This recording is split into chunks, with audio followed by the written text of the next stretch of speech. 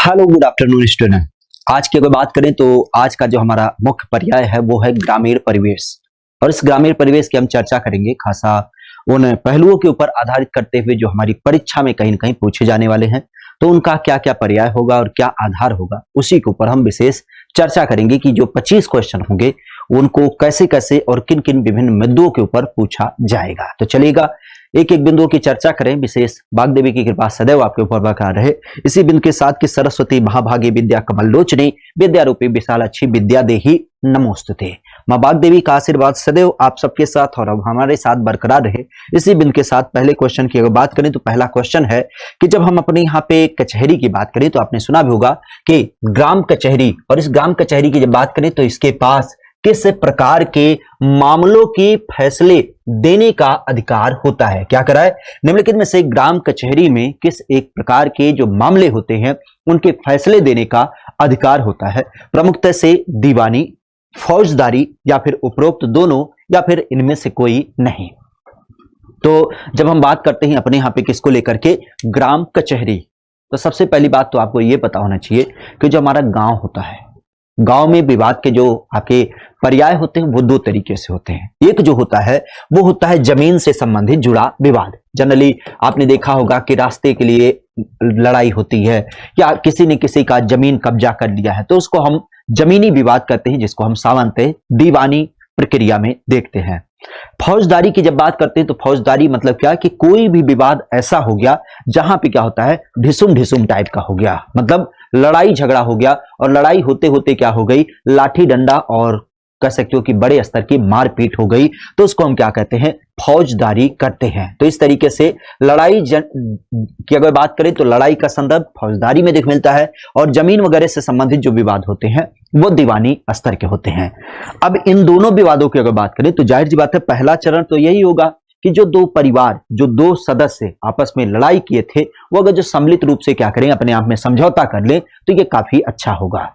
लेकिन फिर भी अगर जो इस समझौते को नहीं करते हैं तो हम देखते हैं कि एफआईआर जो पहली बार आपका रजिस्टर्ड होता है उसके माध्यम में लोगों को सुलह कराया जाता है, वहां पे भी नहीं मानते हैं तो ये फिर क्या एफआईआर क्या होता है, मुकदमे के रूप में कन्वर्ट होता है और यहां पे अगर देखा जाए तो कचहरी में इसकी सुनवाई की जाती है।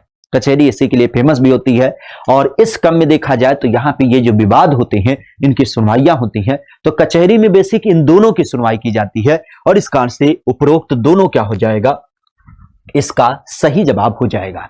दोनों मामलों की अगर बात करें तो दोनों मामलों का जो प्रथम दृष्टया सुनवाई होती है निचले स्तर पे, जिसको हम निचले स्तर का कोर्ट भी कहते हैं, अगर उसकी बात करें तो वो आपके ग्राम कचहरी के रूप में देखने को मिलती है। ठीक है, तो इस चीज को ध्यान रखिएगा, ग्राम कचहरी के पास दीवानी मामले और साथ ही साथ फौजदारी मामले की सुनवाई करने का पूरा अधिकार होता है। क्या करा है, निम्नलिखित में से श्री भागवत के अनुसार जब हम अपने यहाँ पे धर्म की बात करें तो धर्म के कितने पर्याय माने गए हैं। किसको, भागवत धर्म की जब बात करते हैं, किसकी, भागवत धर्म की जब बात करते हैं तो भागवत धर्म के अनुसार धर्म के कितने लक्षण होते हैं, 10, 12, 20 या फिर 25। जनरली आप भी जानते हैं, हालांकि आप मान्यताओं में सुनते होंगे हिंदू धर्म, मुस्लिम धर्म, बौद्ध धर्म, सिख धर्म, लेकिन हिंदू धर्म जो कि भागवत धर्म उसके पौराणिक धर्म के रूप में माना जाता है और यहीं से पूरा सार निकलता है। अगर उसकी बात करते हैं तो उसने धर्म के भी लक्षण बताए हैं।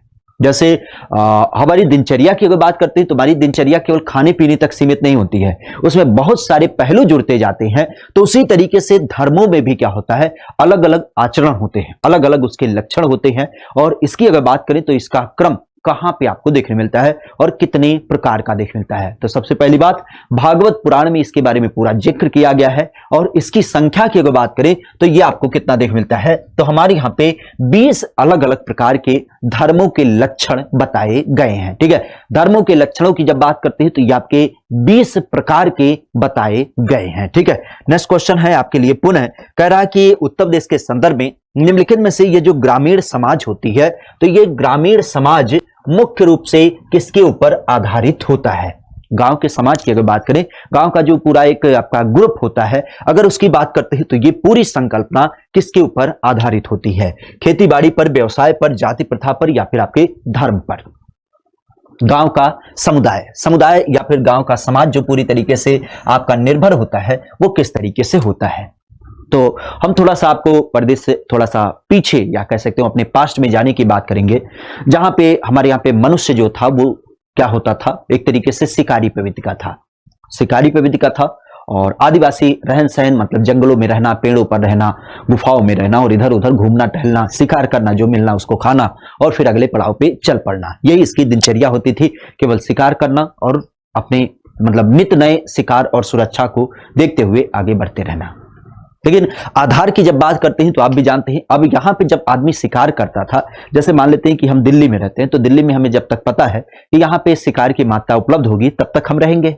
जैसे ही यहाँ की शिकार की मात्रा धीरे डाउन होगी या खत्म होगी या कम होगी तो फिर हम क्या करेंगे, नए शिकार की तरफ निकल पड़ेंगे। और नए शिकार की तरफ हम निकले तो कहाँ चले गए, हरिद्वार चले गए, हो सकता है इसके बाद गोरखपुर चले जाएं, इसके बाद हो सकता हो कि बिहार चले जाएं, फिर झारखंड चले जाएं। मतलब हमारा पूरा एक जो मैनुअल होगा वो क्या होगा, टहलते घूमते बीतेगा, एक जगह हम अस्थायी नहीं रहेंगे। लेकिन मनुष्यों ने जो पहली बार अस्थायी बस्ती बनाई वो किस आधार पर बनाई, क्योंकि इन्होंने क्या किया, पहिए का खोज किया, औजारों का इस्तेमाल किया, आग का खोज किया और इसके बाद खेतीबाड़ी करनी चालू की। क्योंकि इन्हें लगा कि हम शिकार घूम घूम के करते हैं, लेकिन खेतीबाड़ी एक ऐसा पर्याय है जिसको हम एक जगह पे रह करके कर सकते हैं और उस अनाज के दानों में इतनी ऊर्जा होती है जो हमारी क्षुधा को क्या करे, तृप्त कर सके।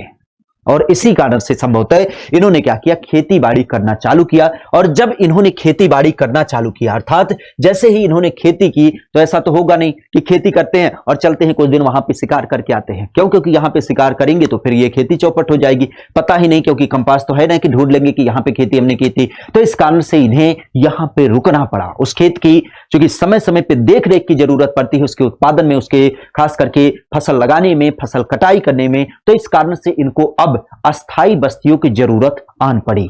अब ऐसा भी नहीं था कि एक मनुष्य अपना एक गांव बसा करके रह जाए। क्यों? क्योंकि उसे पूर्व में भी जैसे जानवर से डर लगता था, अब भी उसे जानवर का डर हमेशा सताता था कि कभी अकेले अगर जो जानवर पाएगा तो उसे वो दबोच जाएगा। इवन जानवरों की तो अलग बिसात, इसके अलावा जब शिकारी प्रवृत्ति का इंसान है उसके बाद इतना मेंटल एक तरीके से कैसे तो अवेयरनेस नहीं है कि ये सामने वाला हमारा पड़ोसी है या भाई है, तो दूसरा ग्रुप जब आएगा तो वो इसके ऊपर आक्रमण जरूर करेगा। क्यों? क्योंकि उसका मतलब ही था भैया छीन झपट के जो मिले खा जाओ। आपने सुना भी होगा, इस पूरे एनवायरनमेंट में यही बात की जाती है कि जो हमारे यहाँ पे पूरी तरीके से लड़ सकता है, जीत सकता है, वही इस समाज में रहने का अधिकारी भी होता है। एक कोने में पड़ा हुआ व्यक्ति एक निर्जीव की भांति होता है और अंततः वो समाप्त भी हो जाता है। उत्तरजीविता का सिद्धांत इसी आधार पे आपको देख मिलता है।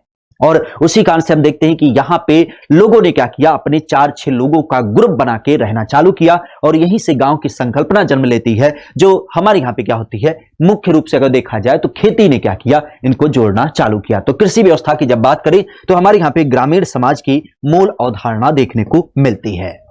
निम्नलिखित में से राष्ट्र के सामाजिक आर्थिक पुनर्निर्माण की बात की जाए तो इस योजना का नीचे से आरंभ होना चाहिए, यह अवधारणा किसने बोला? क्या करा है? समाज में जब हम डेवलपमेंट की बात करते हैं तो डेवलपमेंट केवल ऊपर से ना हो, हायरार्की में, यह निचले स्तर से हो, हर एक व्यक्तियों की क्या हो, इसमें योगदान हो। जैसे आप देश के विकास की जब बात करते हैं तो देश के विकास में आप भी जानते हैं, जो अमीर व्यक्ति होता है वो बड़े उद्योग लगा सकता है, लेकिन उस उद्योग में काम करने वाला जो रेगुलर कर्मचारी होता है वो आपका मजदूर होता है। क्योंकि आप भी जानते हैं ये 2.5 किलो का जो हाथ होता है कातिया, वो मजदूर के क्रम में देख मिलता है और ये लोहे से बना है।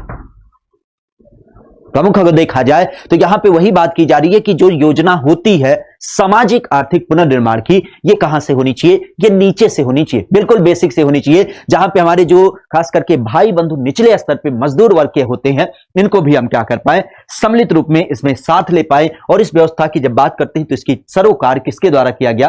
तो ये आपके महात्मा गांधी के द्वारा किया गया था। किसके द्वारा? महात्मा गांधी की जब बात करते हैं, जिनका पूरा ही आधार था कि सर्व समाज की एक स्वस्थ संकल्पना हमारे यहाँ पे स्थापित हो, तो उसी कारण से इन्होंने सामाजिक व्यवस्था में सबको साथ लेने की बात किया और यह भी बताया कि योजना जो हो, हायरार्की जो हो, वो नीचे से चालू हो। और शायद इसी कारण से आपने सुना भी होगा कि महात्मा गांधी के दर्शन पे हमारे यहाँ पे अनुच्छेद 40 विधि मिलता है, जहां पे हम ग्राम पंचायत के गठन की बात करते हैं। और इस ग्राम पंचायत का मतलब यही था कि ऊपर तो आपके राष्ट्रपति, प्रधानमंत्री, मुख्यमंत्री ये सब रहेंगे ही रहेंगे, लेकिन निचले स्तर पे प्रशासन कैसे तैयार हो, उसके लिए ग्राम पंचायत में प्रधान, जहां पे लोगों की भागीदारी क्या हो, आपके प्रशासन के अंदर सीधे तौर पे देखे मिले। तो इस कारण से महात्मा गांधी का नाम यहां पे देखने को मिलता है। ठीक है, नेक्स्ट क्वेश्चन है कि निम्नलिखित में से हमारे जो धर्म ग्रंथ होते हैं इनमें गांवों के कितने प्रकार आपके बताए गए हैं। क्या कह रहा है, गांव की जब बात करते हैं तो गांव के कितने प्रकार आपको देखने को मिलते हैं हमारे धर्म ग्रंथों के अनुसार।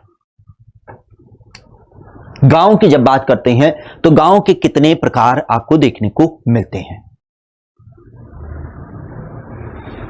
गांव के प्रकार की जब बात करते हैं तो आप हड़प्पा काल में खास करके गए होंगे, गए क्या होंगे मतलब पढ़े होंगे, हालांकि उस समय तो हम थे, हमें पूरी तरीके से उसके बारे में इंफॉर्मेशन है कि वहां पे जो घटनाएं होती थी हमारे सामने की बात है कि किस तरीके से लोगों का जो गांव होता था वो डिवाइड होता था। जहां पे अगर देखा जाए तो एक वर्ग होता था जिसको हम एक सामान्य रूप से अमीर वर्ग कहते थे, और अमीर वर्ग की जब बात करते हैं तो अमीरों का जो गांव होता था वो किसी ऊंचाई वाले क्षेत्र पे आता था। ऊंचाई वाले क्षेत्र पे रखने का मतलब यही था कि बाढ़ वगैरह अगर जो आती है तो उससे सुरक्षित रह पाए।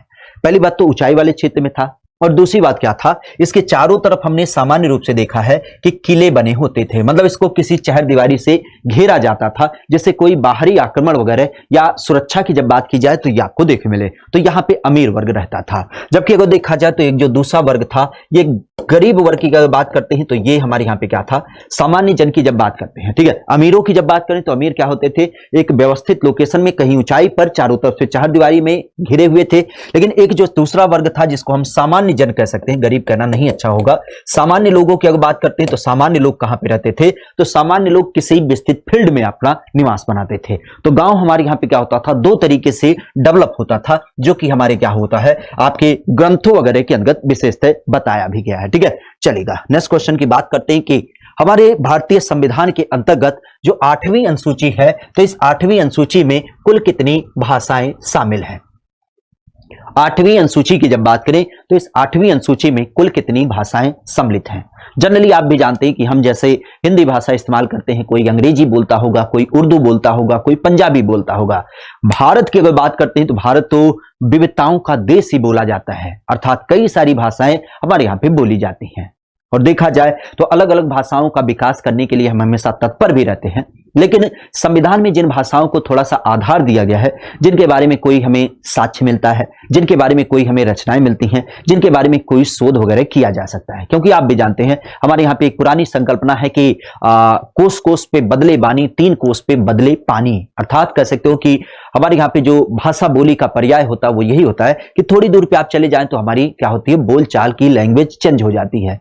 बड़े स्तर पे अगर देखें तो हमारे उत्तर प्रदेश में ये संकल्पना काफी कॉमन है। क्यों? क्योंकि जैसे हमारा जो क्षेत्र है वहां पे थोड़ी सी गोरखपुर की मिक्स भोजपुरी बोली जाती है, थोड़ा पीछे आएंगे तो वहां अवधी भाषा बोली जाती है, ब्रजमंडल में आएंगे तो ब्रज भाषा बोली जाती है, पश्चिमी उत्तर प्रदेश में आएंगे तो यहाँ खड़ी भाषा, कौरवी भाषा, इवन अगर देखा जाए तो थोड़ा सा आप लोकेशन चेंज करेंगे तो हमारे प्रदेश में अलग अलग प्रकार की भाषा, जैसे बुंदेलखंड में बुंदेली भाषा, तो ये आपको देख मिलती है। लोकेशन के हिसाब से भाषा का बदलाव हमें अक्सर देख मिलता है, और इसी कारण से अगर देखा जाए तो हमारे यहाँ पे संविधान में सारी भाषाओं को नहीं सम्मिलित किया गया। ये थोड़ा सा ध्यान रखिएगा, संविधान में सारी भाषाओं को नहीं सम्मिलित किया गया है, केवल उन भाषाओं को सम्मिलित किया गया जिनके कुछ आधार हमें देखे मिलते हैं। हालांकि आदिकाल की अगर भाषा की बात करें तो आप भी जानते हैं संस्कृत भाषा हमारे यहाँ पे क्या होती है, आदिकाल की भाषा मानी जाती है, और ये सारी भाषाओं की जननी भी मानी जाती है।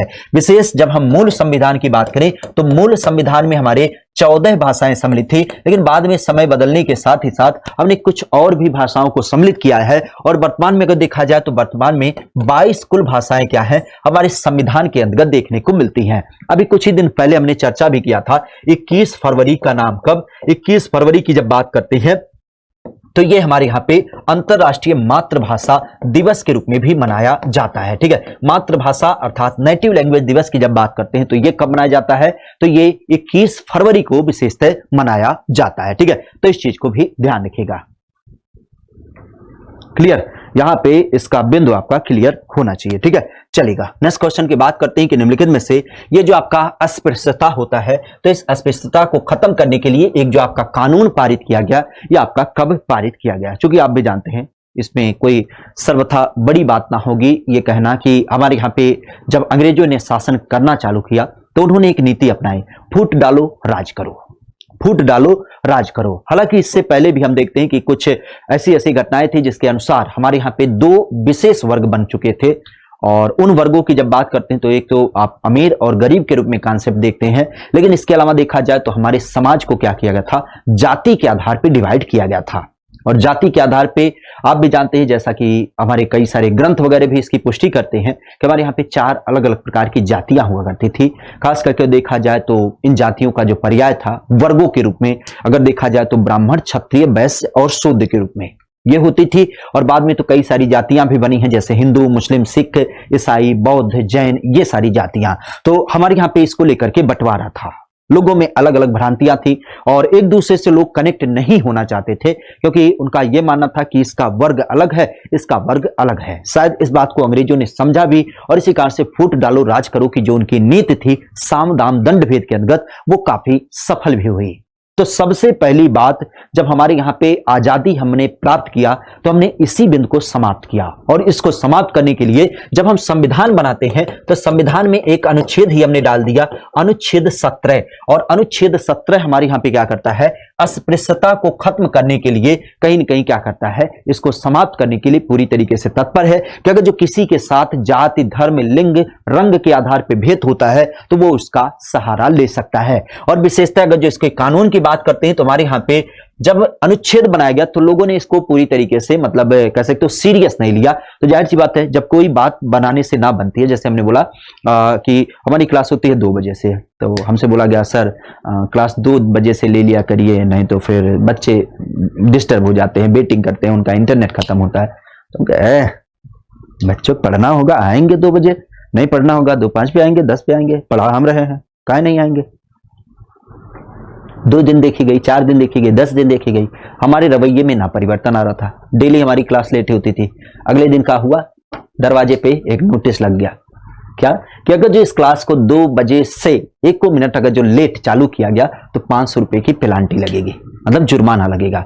अब क्या होगा, 500 रुपया ना देना पड़े, दौड़ते दौड़ते आ जाएंगे, भैया लो 1:55 पे हम तैयार हैं, जल्दी से क्लास लाइव करा दो, ठीक है। तो ये संकल्पना आपकी होती है, क्यों, क्योंकि आपने देखा भी होगा हमारे समाज की एक प्रवृत्ति होती है जहां पे अगर जो आपको कोई दंड वाली प्रक्रिया होती है तो उस कंडीशन में आप क्या करते हैं, उस कार्यवाही को नकारते हैं, मतलब करने की इच्छा नहीं रखते हैं। अगर जो वैसे कहा जाए तो वैसे ना मानेंगे। जैसे आपने देखा होगा बचपन में एक सीन काफी मजेदार होता है, जब बच्चा बैठा होता है, मान लेते हैं बच्चे के पास क्या होता है, गिलास है, दूध भरा हुआ है और बच्चे से बोला गया बेटा दूध पी लो, शरीर बनेगा, बॉडी बनेगी। कहता दूध हमें अच्छा ना लगता।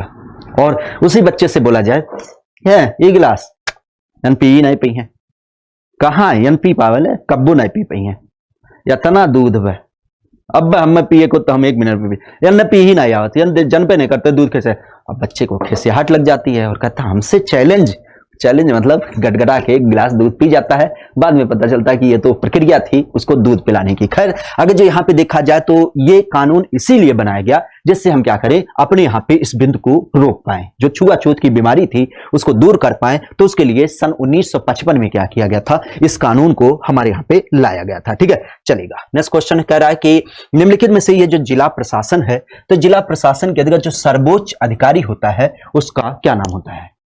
जिला प्रशासन का सर्वोच्च अधिकारी, सर्वोच्च मतलब एक तरीके से बड़ा अधिकारी जो जिले स्तर पे होता है। अगर जो इसकी बात करें तो जिला अधिकारी, जिला पंचायत अध्यक्ष, जिला अधिकारी या फिर सांसद के रूप में। ठीक है, तो इसका सही जवाब क्या होगा? हमारे प्रदेश में जिला प्रशासन का सर्वोच्च अधिकारी, जिला प्रशासन का जो सर्वोच्च अधिकारी होता है उसको हम क्या नाम देते हैं? तो जाहिर सी बात है जिले की बात की जा रही है। और एक चीज ध्यान रखिएगा, हमारे यहाँ पे जैसे आपने देश का सर्वोच्च नागरिक सुना होगा, देश का पहला नागरिक, तो देश का पहला नागरिक कौन होता है? तो देश का पहला नागरिक होता है आपका राष्ट्रपति।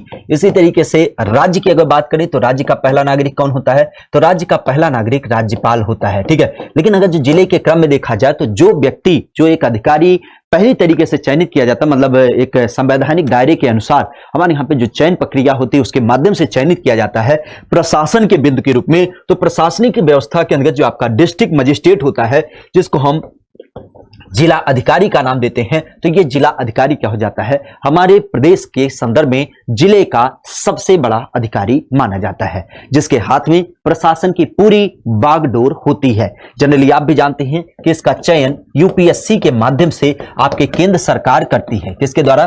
केंद्र सरकार के द्वारा इसका कार्यवाही किया जाता है, मतलब चयन किया जाता है, और बाद में डिप्टेशन वगैरह की जब बात करते हैं तो राज्य सरकार इसको करती है। ठीक है, नेक्स्ट क्वेश्चन है कि निम्नलिखित में से पटवारी सेवा नियमावली क्या कर रहा है? पटवारी सेवा नियमावली को कब अधिनियमित किया गया? पटवारी सेवा नियमावली, पटवारी की जब बात करते हैं जिसको आज हम लेखपाल के रूप में भी जानते हैं। ठीक है, चौधरी चरण सिंह की जब बात करें, जब खास करके ये हमारे यहाँ पे कृषि मंत्री थे तो इन्होंने क्या किया था, जो पटवारी नाम था, चूंकि पटवारी पुराने समय का नाम था, शेरशाह सूरी वगैरह की जब बात करें अंग्रेजों वगैरह की, तो उन्होंने इस नाम को निकाला था। तो बाद में खास करके किसानों के नेता भी माने जाते हैं चौधरी चरण सिंह, जब ये कृषि मंत्री थे तो उन्हीं के समय काल में क्या किया गया, इस नाम को परिवर्तित किया गया। ठीक है, तो पटवारी को अब हमारे यहाँ पे लेखपाल बोला जाता है। तो इसी लेखपाल की जब बात करते हैं तो लेखपाल की सेवा नियमावली तैयार की गई। सेवा मतलब लेखपाल जो सर्विस करेगा वो कैसे करेगा, उसके लिए कुछ मापदंड होने चाहिए। तो इस सेवा नियमावली में पूरी तरीके से बताया गया कि लेखपाल का चयन कैसे होगा, लेखपाल के चयन के आधार क्या होंगे, मतलब कौन सी परीक्षा उत्तीर्ण करेगा, कितना पढ़ा लिखा होगा, उसके कार्यभार क्या होंगे, और इसके बाद उसके चयन के बाद उसकी पूरी प्रणाली बताई गई कि आखिर लेखपाल साहब का जब चयन होगा तो उनको क्या क्या काम करने होंगे, और उसके विभिन्न पहलू, विभिन्न आधार जो चीजें होती हैं, उन सब चीजों को बाकायदा इसमें बताया गया। सीधी सी बात कर रहा है कि पटवारी सेवा नियमावली मतलब उनके जो सर्विस होती है उसके बारे में क्या क्या काम उनको करने हैं, तो उसकी संबंधित नियमावली को अगर देखा जाए तो यहाँ पे आपका तैयार किया गया, और ये आपको मिलता है कब, तो सन 2006 में। कब? सन 2006 की जब बात करते हैं तो उसके माध्यम से इसका पूरा पर्याय आपको देखने को मिलता है। ठीक है, चलेगा। नेक्स्ट क्वेश्चन है कि निम्नलिखित में से हमारे उत्तर प्रदेश के अंतर्गत कुल सिंचित क्षेत्र में क्या कराए, कुल सिंचित क्षेत्र में नहर के द्वारा जो सिंचाई होती है वो कितने % पर की जाती है? क्या कराए, नहरों के माध्यम से जो सिंचाई की जाती है वो कितने % पर की जाती है? ठीक है, नहरों के माध्यम से जो आपकी सिंचाई की जाती है वो कितने % पर आपकी की जाती है, नहर के द्वारा सिंचाई। अच्छा, सिंचाई की जब बात करते हैं तो एक चीज आपको पता होना चाहिए कि हमारे प्रदेश का लगभग, अगर जो हम खेती की बात करें तो लगभग 100% क्षेत्र पर खेती होती है, लेकिन 100% पर जब खेती होती है तो इसमें पूरे % खेती ना निकलती है। जमीन तो 100% है, लेकिन खेती की अगर बात करते हैं तो खेती करीब करीब क्या हो जाती है, आपके 88% के करीब देखने को मिलती है। ठीक है, ओवरऑल हम पूरे खेतों पर खेती ना करते हैं, क्योंकि जाहिर सी बात है पूरी जमीन पे खेती कर देंगे तो लोग रहेंगे कहाँ पे, लोगों के रहने के जो आवास होते हैं, बसावटे, वन की अगर बात करें तो वो पर्वत, पहाड़, नदी, झील, झरने, इसको अलग कर देंगे जो, तो करीब करीब 88% भूमि ऐसी होती है जिसमें हम क्या करते हैं, खेती करते हैं। अब इस खेती के अंतर्गत देखा जाए तो आपने सुना भी होगा सिंचाई युक्त जो जमीनें होती है वहां पे 4 माध्यम इस्तेमाल करते हैं। एक होता है नलकूप का माध्यम, और नलकूप से हम क्या करते हैं, करीब करीब 74-75% अपने यहाँ पे सिंचाई करते हैं। दूसरा होता है नहरों का माध्यम, और नहरों की जब बात करें तो करीब 15% सिंचाई होती है। तीसरा जो माध्यम होता है वो हमारे यहाँ पे क्या होता है, तो तीसरा होता है कुआं का माध्यम, और कुएं की जब बात करते हैं तो यहाँ पे 8.7% का माध्यम, और इसके अलावा तालाब और अन्य की जब बात करें तो उसके माध्यम से 0.5% सिंचाई की जाती है। तो कायदे से अगर देखा जाए तो नहरों के द्वारा सिंचाई 15% हमारे यहाँ पे देखने को मिलती है।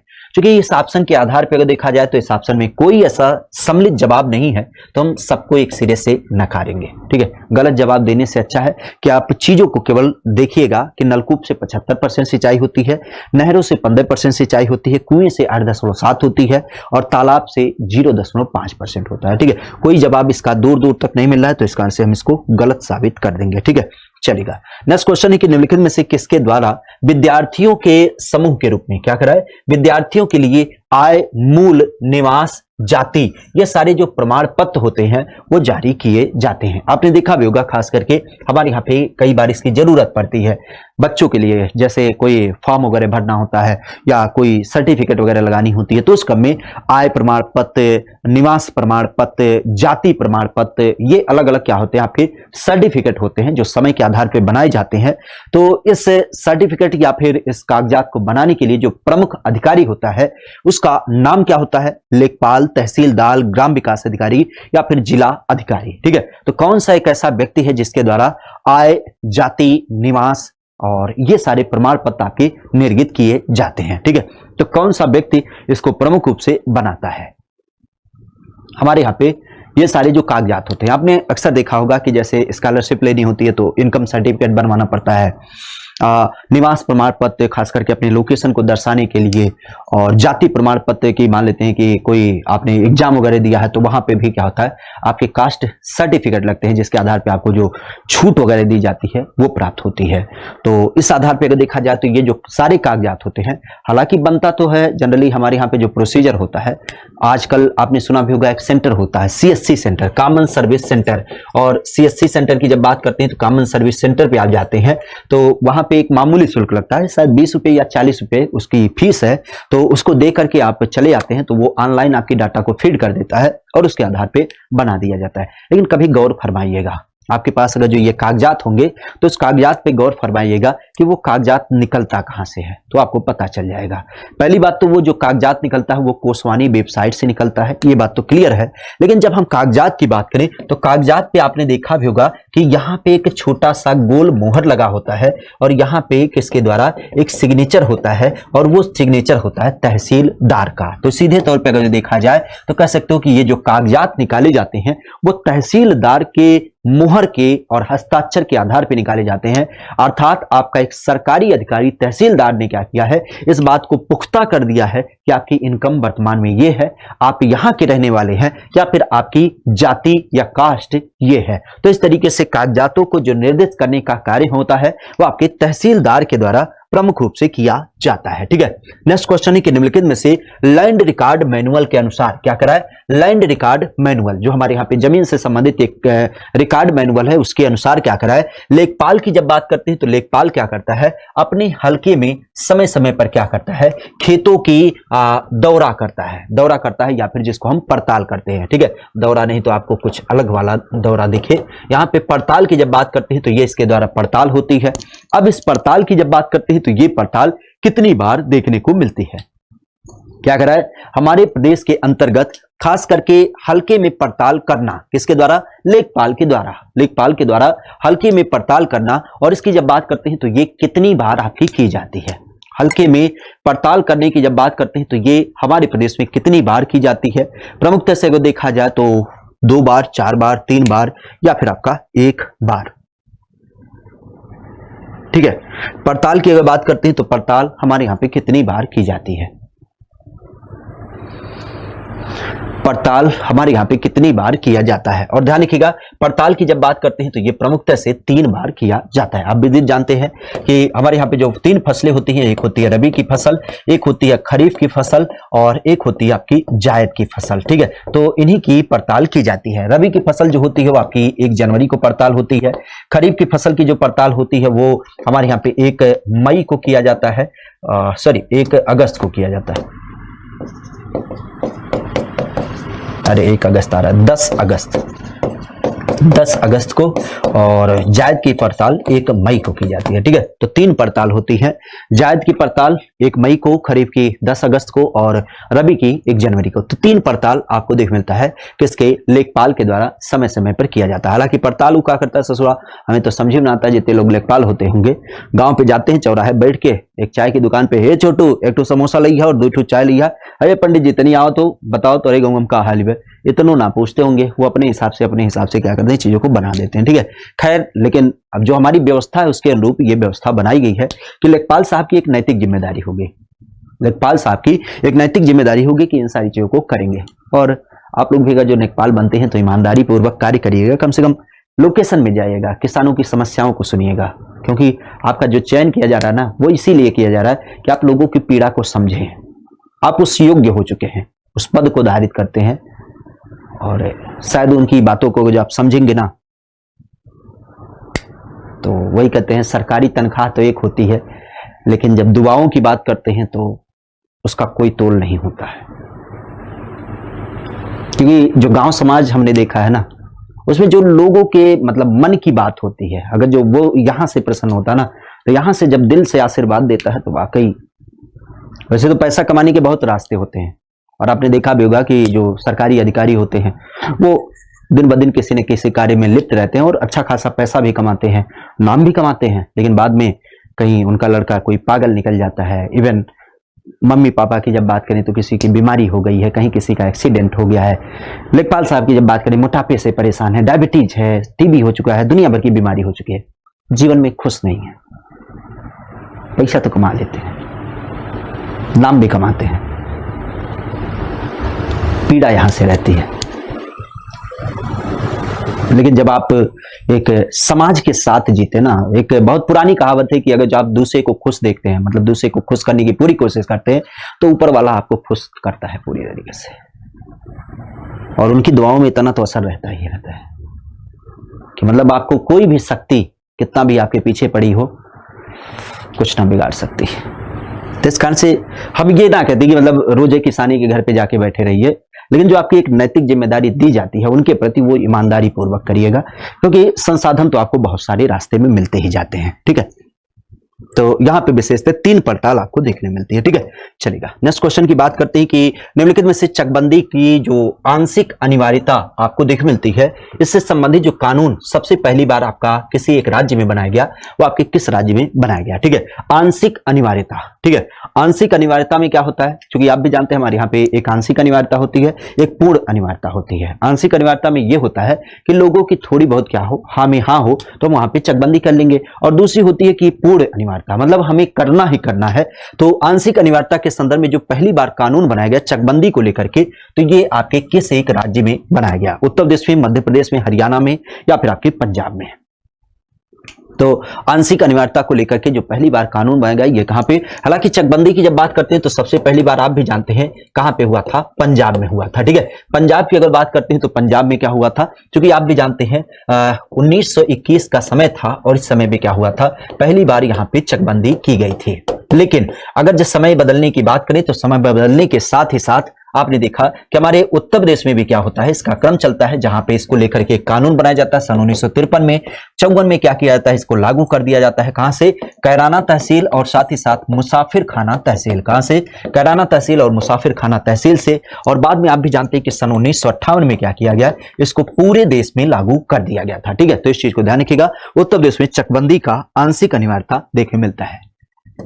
नेक्स्ट क्वेश्चन है कि निम्नलिखित में से एक पक्का बीघा, पक्के बीघे की जब बात करते हैं तो ये किसके बराबर होता है? जनरली आप भी जानते हैं हमारे यहाँ पे जो बीघा होता है, बीघों को हमने कई बार बताया कि बीघा हमारे यहाँ पे 2 प्रकार का होता है, एक होता है पक्का बीघा और एक होता है कच्चा बीघा। ठीक है, सामान्यतः अगर देखा जाए तो पक्का बीघा में 20 बिस्वा होता है। ठीक है, 20 बिस्वा होता है, और अगर इसकी बात करते हैं तो 20 बिस्वा या एक बिस्वा की अगर बात करते हैं तो ध्यान रखिएगा, एक बिस्वा बराबर कितना होता है, तो एक बिस्वा बराबर आपकी 20 बिस्वांशी होती है। कितनी? 20 बिस्वांशी आपको देखने मिलती है। और प्रमुखता से अगर जो इसकी बात करें तो ये आपका 3025 वर्ग गज के रूप में भी आपको मिलता है, और जिसको अगर जो हम कच्चे बीघे के रूप में कन्वर्ट करें तो आपका 1008 प्रमुख रूप से देखने को मिलता है। तो यहां पे अगर देखा जाए तो अभी हमने बताया कि ये जो पक्का बीघा होता है, तो पक्के के संदर्भ में क्या होता है, 3025 का 1/3 कितना, 1/3 जो होता है वो आपके कच्चे बीघे में देख मिलता है। तो कह सकते हो कि पक्का बीघा किस आधार पे होगा, तो पक्का बीघा वही होगा कि 1 जरीब लंबी और 1 जरीब चौड़ी, अर्थात 1 वर्ग जरीब लंबाई चौड़ाई का जो क्षेत्रफल होगा वो आपका पक्का बीघा होगा।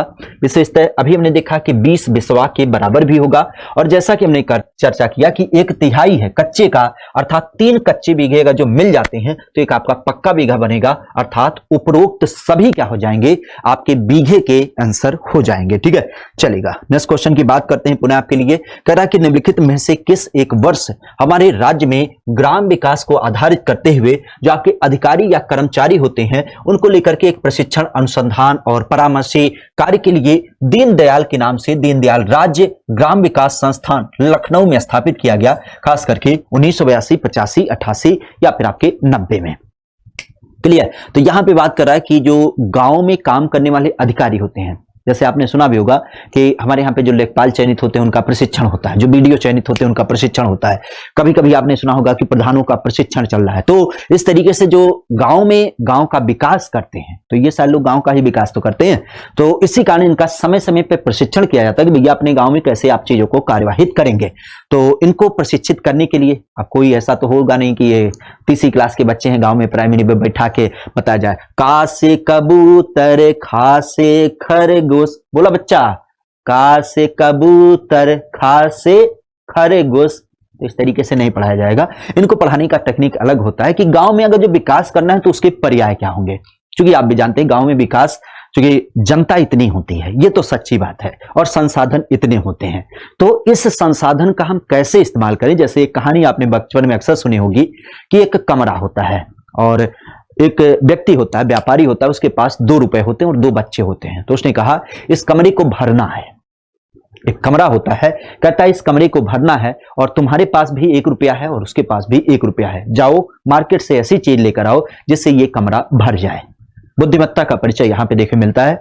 एक जो बच्चा था उसने देखा कि 1 रुपए में क्या मिलेगा ऐसा जिससे चीजें भर जाए, तो वो सामने एक भूसा गाड़ी जा रही थी, उसको 1 रुपए में खरीद लिया और लाके कमरे में भरता है। तो संयोग से कमरा तो भरता है लेकिन पूरा नहीं भरता है, कुछ एक हिस्सा खाली रह जाता है। जबकि दूसरा जो बच्चा था उसने चीजों को देखा, परखा और उसके बाद उसने महसूस किया, तो एक मोमबत्ती ला करके कमरे में जला देता है।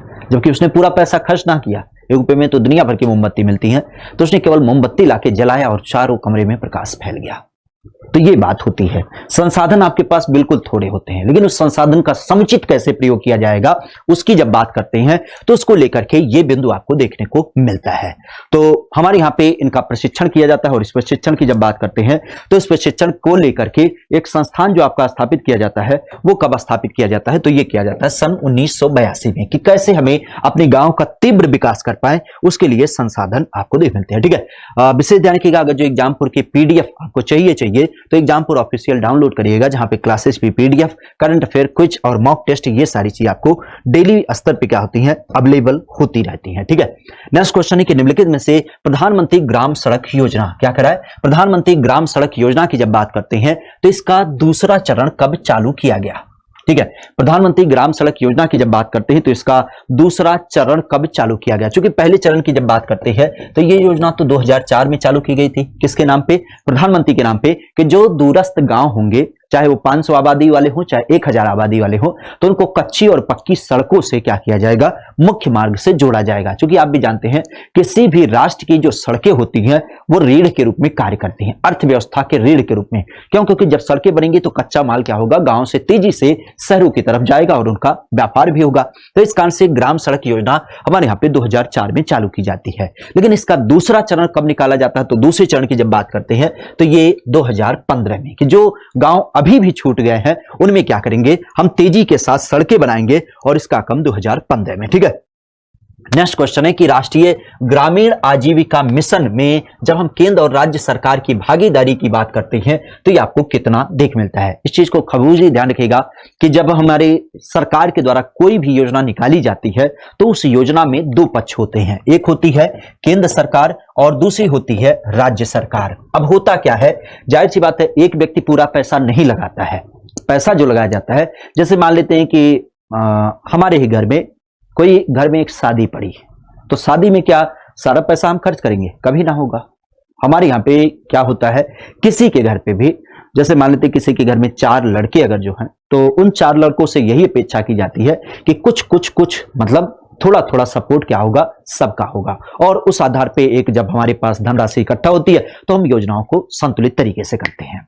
तो यही आपका लाभ का संदर्भ होता है, क्योंकि जो राजस्व होता है वो राज्य भी वसूलती है और केंद्र सरकार भी वसूलती है। तो उसी राजस्व को क्या किया जाता है, राज्य के लोगों के ऊपर, विकास के ऊपर खर्च किया जाता है। तो इसके अंश तय किए जाते हैं, कितना पैसा हम खर्च करेंगे और इतना पैसा तुम खर्च करोगे। तो इस आधार पे केंद्र और राज्य की क्या होते हैं, अलग अलग अनुपात तय होते हैं। जहां पे कभी कभी हमने देखा है कि 50:50, मतलब आधा पैसा हमारा आधा पैसा तुम्हारा। कभी कभी आपने देखा होगा 60-40 का अनुपात, जहां पे ये होता है कि कुछ पैसा हमारा कुछ पैसा तुम्हारा। इसके बाद आपने सुना होगा कि खास करके 70-30 का रेशियो, ये भी आपको दे मिलता है। इसके अलावा 75-30 की जब बात करें तो ये भी आपको दे मिलता है। 90-10 का रेशियो भी आपको देखने को मिलता है। ठीक है, तो ये विभिन्न प्रकार की योजनाओं को आधारित करते हुए अलग अलग प्रकार के आपके रेशियो तय किए गए हैं। ठीक है, कि हमें क्या करना है, किस एक योजना में किस प्रकार की आपकी धनराशि को सहायता में देना है। तो केंद्र सरकार उतना सहायता करती है और राज्य सरकार उतना सहायता करती है। तो जो राष्ट्रीय ग्रामीण आजीविका मिशन है लोगों को रोजगार वगैरह उपलब्ध कराने के लिए, तो इसमें कितना पैसा केंद्र सरकार और राज्य सरकार देती है।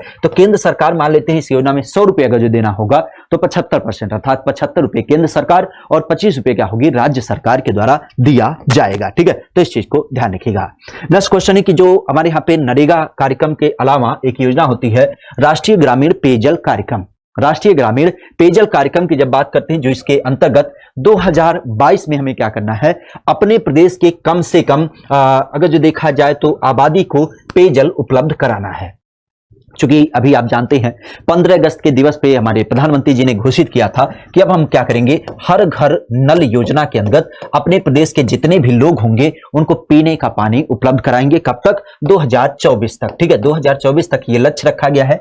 और जिसमें आप भी जानते हैं कि ग्रामीण क्षेत्र की जब बात करते हैं तो पहला राज्य जो बना है वो आपका गोवा है, जिसने पूरी तरीके से अपने यहाँ पे पानी की सुविधा उपलब्ध करा दी है। हमारे यहाँ पे पहला जो इसका चरण चालू किया गया था हर घर नल योजना से हर घर जल योजना की, तो अगर जो इसकी बात करें तो ये पहली बार आपके बुंदेलखंड के जिलों में चालू किया गया। हालांकि प्रदेश में जो पहली बार चालू किया गया था वो आपके मिर्जापुर और साथ ही साथ सोनभद्र जिले में प्रधानमंत्री के द्वारा चालू किया गया था, और जिसका लक्ष्य था कि दिसंबर 2021 तक हम क्या करेंगे, लोगों को पीने का पानी उपलब्ध करा देंगे। ठीक है, तो ये हमारे यहाँ पे योजना चलाई जा रही है जिसका पर्याय है कि लोगों को पीने का पानी उपलब्ध करा दिया जाए। तो सरकार 2024 तक तो सबको उपलब्ध कराएगी, लेकिन 2022 तक इसने लक्ष्य रखा है कि कम से कम इतने लोगों को क्या करें, हम पीने का पानी उपलब्ध करा दें। तो कितने परसेंट लोगों को, ठीक है, कितने परसेंट लोगों को हमारी सरकार ने यह लक्ष्य रखा है कि हम पेयजल उपलब्ध करा दें, किसके, हर घर नल योजना। ठीक है, तो इसके क्रम में अगर देखा जाए तो आपके 90% लोगों को हर घर नल योजना से देना था। ठीक है, एक चीज ध्यान रखिएगा, चूंकि पानी की बात हुई तो अभी आपको पता होना चाहिए राष्ट्रीय जल पुरस्कार, और राष्ट्रीय जल पुरस्कार की जब बात करते हैं जो 2020 का दिया गया था, ये किसको दिया गया था, तो ये आपके उत्तर प्रदेश को प्राप्त हुआ है। ठीक है, राष्ट्रीय जल पुरस्कार जो कि हमारे यहाँ पे जब हम बात करते हैं तो राष्ट्रीय जल पुरस्कार केंद्र सरकार के द्वारा दिया जाने वाला जल का समुचित उपयोग कैसे किया जाए, उन सब चीजों को और जल संसाधन को कैसे दुरुस्त किया जाए, उन सब के लेकर के हमारे यहाँ पे उत्तर प्रदेश सरकार को दिया गया। और इसी के साथ ध्यान रखिएगा, स्वच्छ गंगा शहर की जब बात करते हैं तो स्वच्छ गंगा शहर ये हमारे यहाँ पे कहां पे, तो ये आपके बनारस को दिया गया। गंगा नदी के किनारे स्थित सबसे स्वच्छ शहर आपका बनारस। ठीक है, चलेगा। नेक्स्ट क्वेश्चन की बात करते हैं कि निम्नलिखित में से मुख्यमंत्री के नाम पे मुख्यमंत्री ग्रामोद्योग रोजगार योजना जो आपको देख मिलती है अप्रैल 2005 में शुरू की गई, इस योजना की जब बात करते हैं तो इसका उद्देश्य यह था कि आपके गांव के लोगों को रोजगार प्रोवाइड किया जाए। लेकिन इस योजना के अंतर्गत हमारी आयु की जब बात करते हैं तो आयु का जो क्रम था वो कितना था, क्योंकि देखो भाई गांव में रोजगार देना है, लेकिन किसको रोजगार देना है, गांव के प्रशिक्षित युवा या फिर जो बेरोजगार युवा है। लेकिन अब ऐसा थोड़ी ना कि जो बाबा हे बाबू हमें अगरबत्ती उद्योग लगावे रहल तनी पैसा लोन दे देता, अच्छा चाचा बैठा लोन देता है, तो उनको लोन दे दिया। अब वो अगरबत्ती की यहाँ पे क्या कर रहे थे, फैक्ट्री लगा रहे थे, पता चला कि अगले दिन बुढ़ऊ चाचा को हवा मार दिया और फिर क्या हो गई, टे बोल गए, तो उसी अगरबत्ती का इस्तेमाल उनके दाह संस्कार में किया जा रहा है। अब ये तो बात हो गई, लेकिन एक चीज बताइए, अगर जो बैंक ने उनको लोन दिया तो क्या बाद में वो लोन बैंक को दे पाएंगे, क्योंकि चाचा तो निकल लिए, उनकी जीर्ण अवस्था थी। तो इस कारण से इस चीज को सरकार भी समझती है और बैंक भी समझती है। तो यहां पे केवल रोजगार देने की जो पर्याय होती है वो उन व्यक्तियों को होता है जो अभी क्या है, क्रियाशील है, एक्टिव है, जो अभी क्या कर सकते हैं, एक तरीके से खिलाड़ी के रूप में मतलब कह सकते हो कि जो फील्ड है उसमें खेल सकते हैं।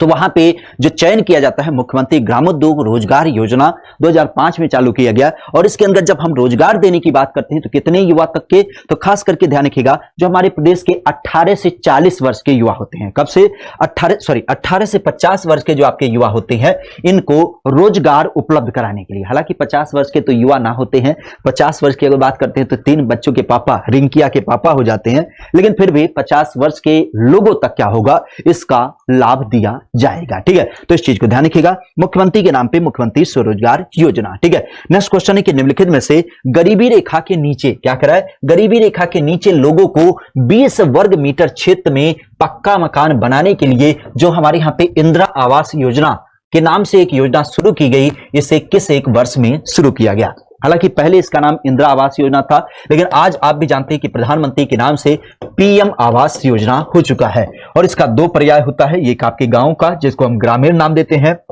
और दूसरा होता है शहरी क्षेत्र में, जिसको हम शहरी नाम देते हैं। ठीक है, तो पीएम आवास योजना ग्रामीण और पीएम आवास योजना शहरी, तो ये सब दो प्रकार के क्या होते हैं, आपके आवास योजना को विशेषतः हमारे लोकेशन में चालू किया गया है। लेकिन जब पहले इसको चालू किया गया था, यह चालू हुआ था इंदिरा आवास योजना के नाम से। तो प्रमुखता से देखा जाए तो इसको कब चालू किया गया, 2016, 2022, 1996, 1974। ठीक है, तो इसका पर्याय